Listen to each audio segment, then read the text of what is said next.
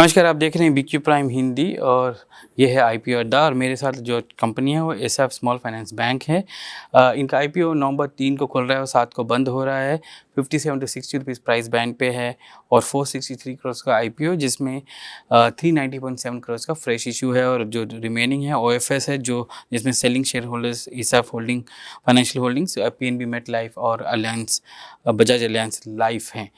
मेरे साथ आज हैं कदम वेलिल पॉल थॉमस जो कि एमडी एंड सीईओ हैं और हरी वेल्लूर जो कि एग्जीक्यूटिव वाइस प्रेसिडेंट हैं स्मॉल फाइनेंस बैंक के। जेंटलमैन धन्यवाद आज बीक्यू प्राइम हिंदी से बात करने के लिए। पहला सवाल आपसे मिस्टर थॉमस, आप 390 और करोड़ रेज कर रहे हैं, उसका उपयोग आप किसके लिए करेंगे? This will enhance our capital adequacy ratio. Currently, it is 20.5, and it will help us to accelerate our growth to build our AUM further. तो ऐसा है कि अपना लेंडिंग के लिए ये मदद करेगा क्योंकि अपना काफी प्लान्स है ज्यादा लेंडिंग करने के लिए और कैपिटल ये जो आ जाएगा वो डेफिनेटली इसके लिए मदद करेगा। आपका जो ऑपरेशंस है वो लगभग पूरा ही सदर्न इंडिया में है, जब concentration with Kerala and Tamil Nadu लगभग 60% से ऊपर का है। आप वहाँ से डाइवर्सिफाई कैसे करेंगे इन मार्केट से आगे की तरफ?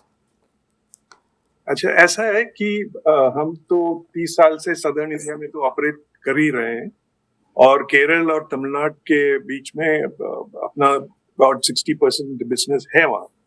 लेकिन ये बात भी ठीक है कि 2004 में हम महाराष्ट्र, मध्य प्रदेश और छत्तीसगढ़ में ऑपरेशन शुरू किया था क्योंकि हमने देखा कि ये अंडरसर्व्ड एरियाज हैं, वहाँ अपॉर्चुनिटी है और अपने जैसे प्रोडक्ट है माइक्रो फाइनेंस, उसके लिए डिमांड भी था।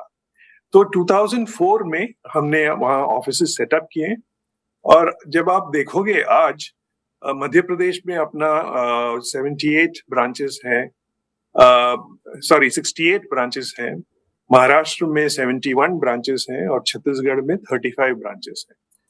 तो हम पहले से ही डाइवर्सिफाई कर रहे थे ज्योग्राफी के वजह से। और एक और बात ये है कि अपॉर्चुनिटीज ज्यादा स्टेट्स में है अभी। तो अपने प्लानिंग में हमने ये क्या है डिसाइड किया है कि साउथ तो होगा ही, लेकिन नॉर्थ में भी हम बिजनेस करेंगे और ज्यादा बिजनेस वहीं से अभी करेंगे। ये बताइए कि आपका जो कंसंट्रेशन है माइक्रो फाइनेंस में सबसे ज़्यादा है। माइक्रो लोन्स लगभग 80-85% आपका पोर्टफोलियो का है, तो वहाँ पर आप डाइवर्सिफिकेशन कैसे करेंगे उस माइक्रो लोन्स और माइक्रो फाइनेंस का जो एक्सपोजर है उसमें, और जिसमें ज़्यादातर अनसिक्योर्ड है तो सिक्योर्ड के तरफ आप कैसे मूव करेंगे? तो जब हम बैंक बने थे 2017 में 99% तो अपना माइक्रो फाइनेंस में था। तो इसमें दो एस्पेक्ट है। एक था कि ये जो बिजनेस एक ही बिजनेस में डिपेंड करने में ज्यादा ये नहीं है, तो हमने डाइवर्सिफाई करने लगे। दूसरा बात ये भी है कि जब बैंक हम बने ज्यादा अपॉर्चुनिटीज भी आ गया कि और बिजनेस भी कर सकते हैं। उसके बाद अभी 6 साल में 99% से अभी 74% कर दिया है माइक्रो फाइनेंस। तो क्लोज टू 25% हमने कर दिया है ऑलरेडी।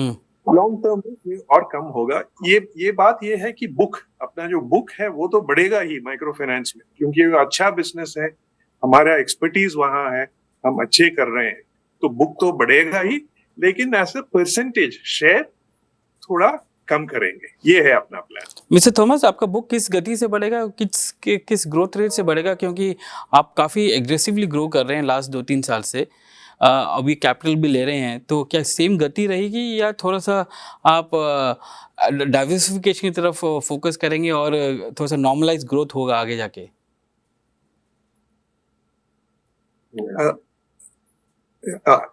तो ऐसा है कि जो ग्रोथ आपने देखा है 2-3 साल में, पिछले 2-3 सालों में, वो ग्रोथ तो रहेगा ही। ये बात ये है कि अपॉर्चुनिटीज भी आ रहे हैं, ज्यादा है, तो जो ग्रोथ हम दिखाया है वो तो डेफिनेटली तो होगा ही। मिस्टर थॉमस, अनसिक्योर्ड बुक सबसे ज़्यादा है आज के डेट में आपके पास।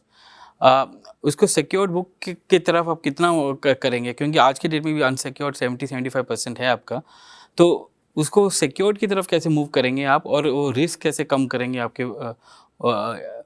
एडवांसेस पे? So as explained earlier, we have already started the diversification. So as of today, the micro loan segment is only 74%. So we have diversified into gold loan. 12% of the total book is gold loan, which is a very low risk product, and it is run through the branches. And also we have started the other products like mortgage, specifically on affordable housing and mobility, SME, MSME. These are all the segments we will be growing. So साहब ये कह रहे हैं कि अभी तो अपना 12-13% का बुक गोल्ड लोन में ही हो गया है। ये गोल्ड से ज्यादा सिक्योर प्रोडक्ट तो होता ही नहीं। उसके सिवा हमें 650 करोड़ का लेंडिंग एनबीएफसी से है, क्लोज टू 800 करोड़ का बिजनेस एग्री फाइनेंसिंग में भी है। ये सब सिक्योर्ड बिजनेसेस भी है। तो हमें एक प्लान है, तो हम तो अभी 74% अनसिक्योर्ड है।